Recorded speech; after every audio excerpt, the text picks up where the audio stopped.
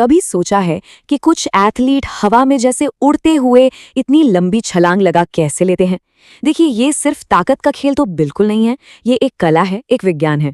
तो आज हम लंबी कूद के इसी विज्ञान को परत दर परत समझेंगे और ये भी जानेंगे कि कैसे हर छोटा सा मूवमेंट छलांग को मीटरों से बढ़ा सकता है। तो असल सवाल ये है कि एक अच्छी छलांग और एक वर्ल्ड क्लास छलांग में आखिर फर्क क्या होता है? क्या बस तेज दौड़ने से काम चल जाता है या इसके पीछे कोई गहरा राज छुपा है? जवाब छिपा है तकनीक में। ये सिर्फ स्पीड की बात नहीं, बल्कि उस स्पीड को बिल्कुल सही समय पर उड़ान में बदलने की कला है। और आज हम इसी कला के हर पहलू को सामने लाएंगे। देखिए, एक बेहतरीन छलांग कोई एक झटके में होने वाली चीज नहीं है। ये तो 4 कड़ियों की एक मजबूत जंजीर की तरह है। तो इसको ठीक से समझने के लिए हमें इसे इसके 4 मेन हिस्सों में तोड़कर देखना होगा। तो ये 4 हिस्से हैं। पहला, अप्रोच रन, जहां स्पीड बनती है। दूसरा, टेक ऑफ, जहां उस स्पीड को ऊंचाई में बदला जाता है। तीसरा है फ्लाइट, मतलब हवा में बॉडी का बैलेंस। और चौथा, लैंडिंग, जहां हर 1 इंच की दूरी को बचाना होता है। इन चारों का तालमेल बस वही एक रिकॉर्ड तोड़ने वाली छलांग की नींव है। तो चलिए सफर की शुरुआत करते हैं पहले और सबसे जरूरी कदम से, अप्रोच। यही वो नींव है जिस पर पूरी की पूरी छलांग टिकी होती है। ये जो 40-45 मीटर का रनवे है ना, ये सिर्फ दौड़ने के लिए नहीं है।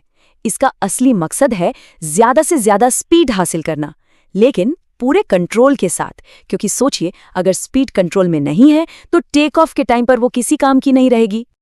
तो एक अच्छी अप्रोच की शुरुआत कहाँ से होती है? अपने पावर लेग को पहचानने से, मतलब वो पैर जिससे आप नेचुरली सबसे जोर से धक्का दे सकते हैं। प्रैक्टिस के दौरान रनवे पर एक चेक मार्क या निशान लगाया जाता है। इससे क्या होता है, ये पक्का हो जाता है कि बिना ज्यादा सोचे भी आपका पावर लेग हर बार सही जगह पर ही पड़ेगा। बस एक रिदम बनाए रखें और बोर्ड के पास आते आते अपनी रफ्तार को टॉप पर ले जाएं। और हाँ, ये एक दिमागी खेल भी है। सबसे बड़ी गलतियों में से एक है दौड़ते वक्त नीचे टेक ऑफ लाइन को देखना। जैसे ही नजर नीचे गई ना, दिमाग कदमों को एडजस्ट करने लगता है और बस सारी स्पीड और रिदम टूट जाती है। इसलिए नजर हमेशा सामने, रेत पर, अपनी मंजिल पर होनी चाहिए। अब आता है वो पल जहां सारी मेहनत का नतीजा तय होता है, टेक ऑफ। ये सेकंड का वो हिस्सा है जब जमीन पर दौड़ना हवा में उड़ने में बदल जाता है। यहाँ ना एक बहुत बड़ी गलतफहमी होती है। लोगों को लगता है कि मकसद सिर्फ आगे कूदना है। नहीं, मकसद है ऊपर की ओर छलांग लगाना। सोच कर देखिए, अगर आप एक पत्थर को सीधा फेंकने के बजाय थोड़ा ऊपर की तरफ फेंकते हैं तो वो ज्यादा दूर जाता है ना? बस वही लॉजिक यहाँ काम करता है। जितनी ज्यादा ऊंचाई मिलेगी, हवा में उतना ज्यादा टाइम मिलेगा और उतनी ही लंबी दूरी तय होगी। नियम तो बड़ा सीधा है, लेकिन अक्सर गलती यही होती है। अगर आपका पैर टेक ऑफ बोर्ड के किनारे के पीछे है तो ये एक लीगल जंप है। लेकिन अगर पैर का जरा सा भी हिस्सा लाइन को छू गया या उसके आगे निकल गया तो ये फाउल माना जाता है और आपकी सारी मेहनत बेकार।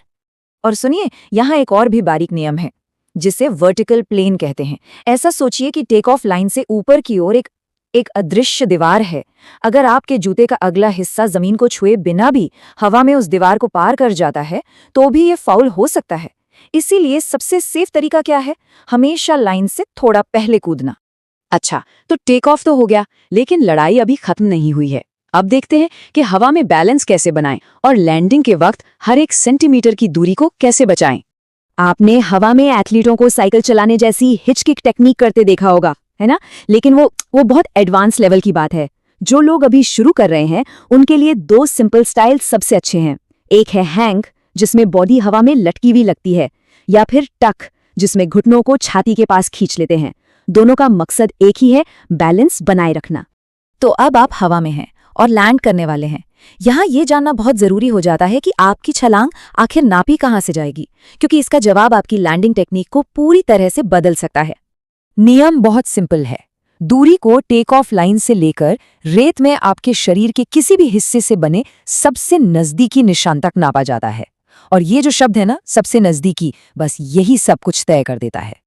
और यहीं आता है लैंडिंग का गोल्डन रूल, हमेशा आगे की ओर गिरें। सोच कर देखिए, आपने 8 मीटर की जबरदस्त छलांग लगाई, लेकिन बैलेंस बनाने के लिए हाथ पीछे रख दिया, तो पता है क्या होगा?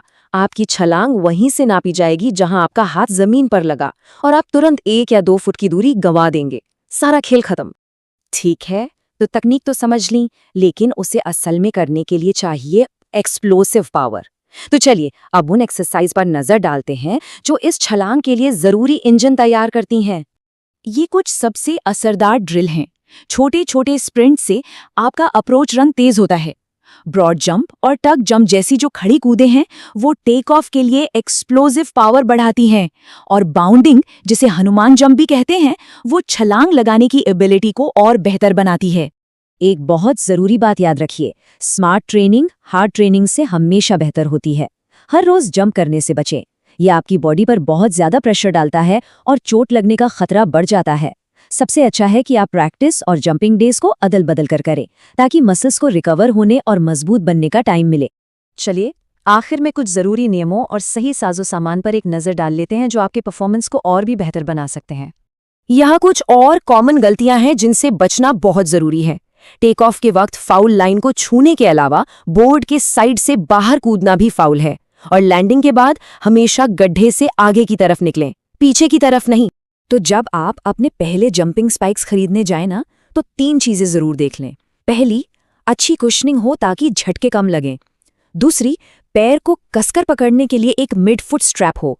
और तीसरी, एक ऐसा डिजाइन जो लंबी कूद के साथ साथ हो सकता है कि ट्रिपल जंप जैसे इवेंट में भी आपके काम आ जाए। तो अब जब लंबी कूद का पूरा विज्ञान आपके सामने है, सवाल ये है कि अगली प्रैक्टिस में आप किस एक चीज को बेहतर बनाने पर ध्यान देंगे। क्या वो आपकी दौड़ की स्पीड होगी, टेक ऑफ की ऊंचाई होगी, या फिर लैंडिंग की परफेक्शन? याद रखिए, हर छोटा सा सुधार भी आपको बहुत आगे ले जा सकता है।